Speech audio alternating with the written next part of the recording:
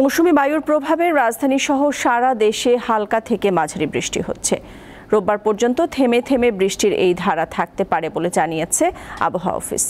সাগর উত্তাল থাকায় দেশের সব সমুদ্র বন্দরকে ৩ নম্বর সতর্ক সংকেত দেখাতে বলা হয়েছে।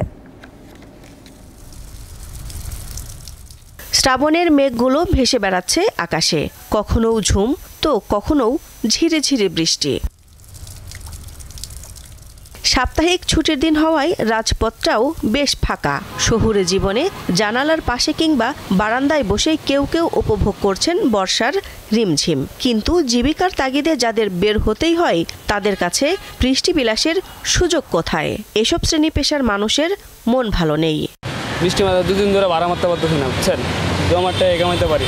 আসলে বৃষ্টির কারণে আমরা তো ঠিকমতো গাড়িতে ওঠা নামা, তারপরে আপনাদের অফিসে যাওয়া আসা সব কিছু মিলিয়ে একটা দুর্ভোগের মধ্যে আছি আর কি। আমরা তো গরিব মানুষ, কর্ম করে খাই, তাই বাইরে এসেছি, কিছু করার নেই।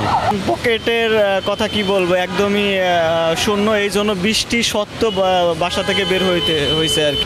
না ঘরটি না বেরোলে তো ঘরে ভাত পাবো না। ঢাকার আবহাওয়া অফিস জানায়, মৌসুমী বায়ুর সক্রিয় প্রভাবে সারা দেশে এমন বৃষ্টি হচ্ছে। খুলনা, বরিশাল এবং চট্টগ্রাম বিভাগে ব্যাপক বৃষ্টিপাত সংঘটিত হতে পারে যদি মৌসুমী বায়ু সক্রিয় থাকে। এই কারণে আমরা বলেছি সকল সমুদ্র বন্দর সমূহকে 3 নম্বর স্থানীয় সতর্কতা সংকেত দেখিয়ে যেতে বলেছি।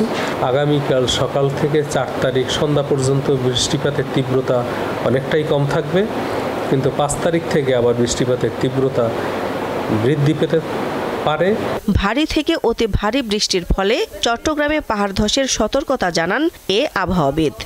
এই অতি ভারী বৃষ্টিপাতের কারণে চট্টগ্রামের পাহাড়ি এলাকায় ভূমিধসের সম্ভাবনা রয়েছে এবং কখনো কখনো যদি স্থানীয়ভাবে বজ্রমেঘ তৈরি হয়, এই বৃষ্টিপাতের সাথে বজ্রপাতেরও সম্ভাবনা থাকে।